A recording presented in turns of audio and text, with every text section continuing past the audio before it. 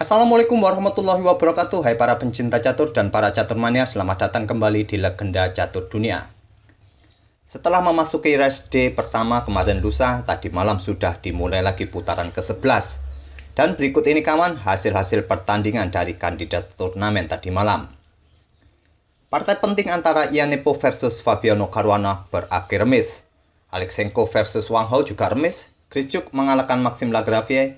Dan Anish Giri berhasil memetik poin penuh atas Ding Liren. Ini membuat posisi Ian Nepomuk masih bertahan menempati posisi puncak klasemen. Sedangkan Anish Giri berhasil menggeser posisi Caruana. Masih ada 3 putaran lagi kawan, dan apapun bisa terjadi di 3 sisa partai berikutnya. Pagi ini kawan, kita akan ulas partai dari Anish Giri versus Ding Liren terlebih dahulu. Nanti sore coba kita akan ulas partainya Ian Nepomuk versus Caruana. Oh ya kawan, jangan lupa juga nanti malam juga dimulai turnamen online Chess Champion Tour seri kelimanya. Live streamingnya biasa ada di chess24.com. Kalian tinggal pilih nanti mau nonton kandidat turnamen atau turnamen online Chess Champion Tour. Atau kawan-kawan cukup saja melihat ulasannya di channel Legenda Catur Dunia ini. Oke, kita langsung saja ke atas papan. Kita lihat bagaimanakah permainan antara Anish Giri versus Ding Liren ini. Anish Giri memulai permainan dengan pion E4, dibalas Ding Liren dengan pion E5. Kuda F3, kuda C6, gajah B5, Spanish Game atau Ruy Lopez Opening, pion A6 Morphy Defense, gajah mundur ke A4, kuda F6, Anish Giri rokade, dan Ding Liren melanjutkan pengembangan gajah ke E7. Dan Anish Giri memutuskan bertukar gajah dengan kuda hitam di C6. Ini adalah variasi pertukaran yang tertunda kawan. Dipukul balik oleh pion D, sekarang pion D3. Bisa saja putih melanjutkan dengan langkah kuda pukul pion, hitam juga membalas kuda pukul pion, pion D3, kuda mungkin lompat ke D6 atau kembali ke peta F6 bisa saja dilakukan oleh hitam. Putih mungkin melanjutkan menggeser beteng ke E1, hitam bisa melanjutkan rokade pendek, dan masih saja kawan dengan variasi ini posisi masih tetap berimbang. Variasi ini tidak dipilih oleh Anish Giri. Dia menjaga peta pusat tetap tertutup dengan memainkan pion D3.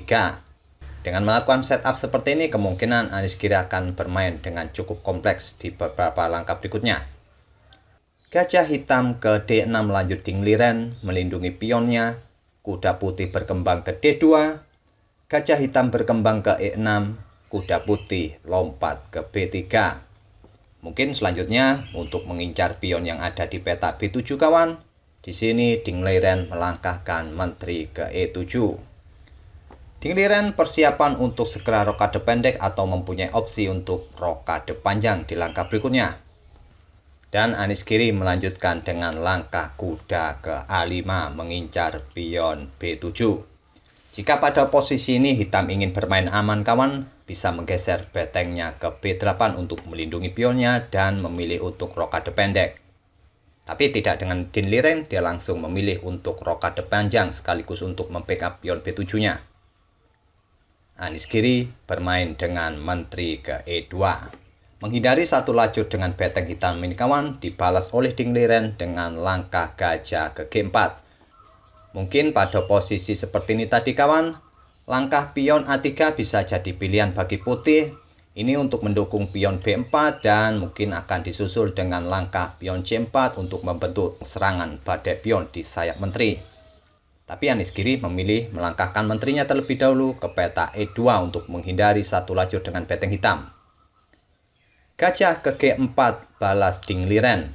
Langkah ini cukup bagus untuk membuat menteri putih tidak nyaman terhadap pimpinan dari gajah hitam ini. Pion C3 mempersiapkan pion B4 dan pion C5 balas Ding Liren untuk mengontrol peta B4. Anish Giri melanjutkan pion A3 untuk mendukung pion B4-nya nanti. Sekarang pion C6 lanjut Ding Liren. Mempersiapkan peta bagi gajahnya ke peta C7 untuk menyerang kuda kawan, dan juga setelah gajah ditempatkan di peta C7 akan terbuka lajur D bagi betengnya untuk memberikan tekanan pada pion D3 ini.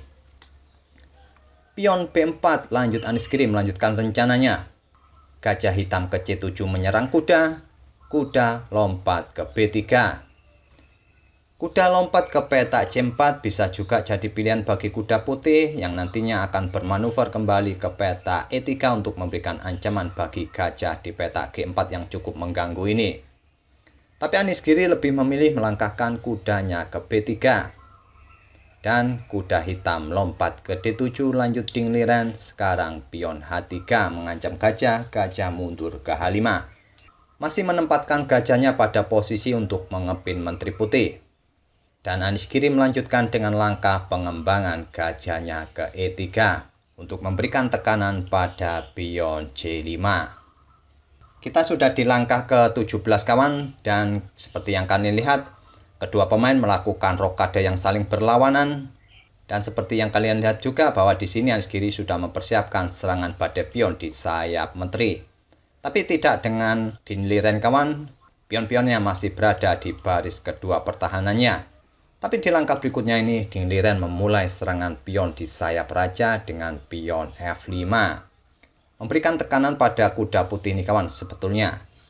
Yaitu apabila pengorbanan pion hitam ini diterima oleh putih dengan pion pukul pion kawan, selanjutnya hitam akan bermain dengan pion C4 mengancam kuda. Jika dipukul kembali oleh pion putih, maka pion E4 mengancam kuda. Bila putih memainkan pion G4, simpel pion pukul kuda terlebih dahulu, Menteri pukul pion, dan gajah hitam bisa bergeser untuk menghindari ancaman dari pion putih.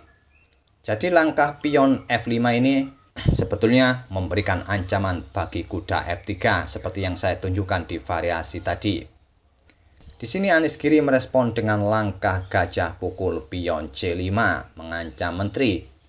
Bila kuda hitam pukul gajah ini kawan, maka nantinya kuda putih akan mempunyai tempat yang cukup bagus di petak C5. Jadi hitam atau dingliren hanya menggeser menterinya ke F7 mengancam kuda di petak B3 dilindungi oleh beteng. Sekarang pion G5 lanjut dingliren. Kembali dingliren mencoba langkah pengorbanan dengan pionnya di sayap raja ini kawan. Tentu saja putih tidak akan berani pukul pion ini kawan. Walaupun sama-sama memberikan ancaman bagi menteri masing-masing, hitam atau dingliren tidak akan pukul menteri putih dengan gajah, hanya menggeser menterinya ke G6. Dan coba lihat setelah kuda pindah kembali ke peta F3, dingliren mempunyai lajur G yang terbuka bagi betengnya untuk memberikan dukungan bagi menteri memberikan ancaman skakmat di peta G2 ini. Oleh karena itu Anies Giri tidak memilih variasi langkah kuda pukul pion G5 ini kawan, melanjutkan langkahnya dengan pion E pukul pion F5. Dinliren merespon dengan mendorong pionnya kembali ke G4. Ini adalah langkah blunder sebetulnya kawan, atau langkah yang kurang akurat jika kita menganalisanya menggunakan engine. Langkah terbaik adalah menteri pukul pion F5 terlebih dahulu, barulah nanti pion ini didorong maju ke petak G4. Tapi dingliren terburu-buru untuk mendorong pionnya langsung ke G4. Kuda putih pun menghindar ke petak G5, berbalik mengancam menteri hitam, menteri pukul pion, dan pion H4 melindungi kuda. Mungkin di langkah berikutnya, langkah pion H mungkin bisa menjanjikan bagi hitam untuk mengusir kuda. Setelah kuda mungkin lompat ke E4, pion G3 membuka serangan bagi menteri putih. Menteri bergeser ke C2, pion pukul pion F2 skak dipukul balik oleh beteng. Mungkin langkah ini terlihat menjanjikan bagi hitam dengan terbukanya lajur G yang terbuka untuk menggeser betengnya memberi ketekanan di lajur G ini. Tapi pertahanan putih juga masih tetap solid kawan dengan adanya beteng yang ada di peta F2, juga adanya dengan kuda di peta E4 ini. Dan untuk sementara waktu, putih akan baik-baik saja. Mungkin karena itulah dingliren tidak memainkan variasi pion maju ke peta H6 untuk mengusir kuda. Dia bermain dengan pion B6 mengusir gajah. Tapi Anies Giri tidak langsung menarik gajahnya kawan. Dia mengorbankan gajahnya, memilih langkah kuda lompat ke E4. Masih saja di posisi seperti ini, langkah pion G3 terlihat menjanjikan. Jika diteruskan variasinya sama seperti yang saya sebutkan tadi kawan, menteri akan bergeser ke sayap menteri, pion pukul pion skak, dan dipukul balik oleh beteng. Raja putih masih akan tetap baik-baik saja dengan variasi ini. Pada posisi ini seperti ini tadi, Dingliren menerima pengorbanan gajah putih, pion pukul gajah.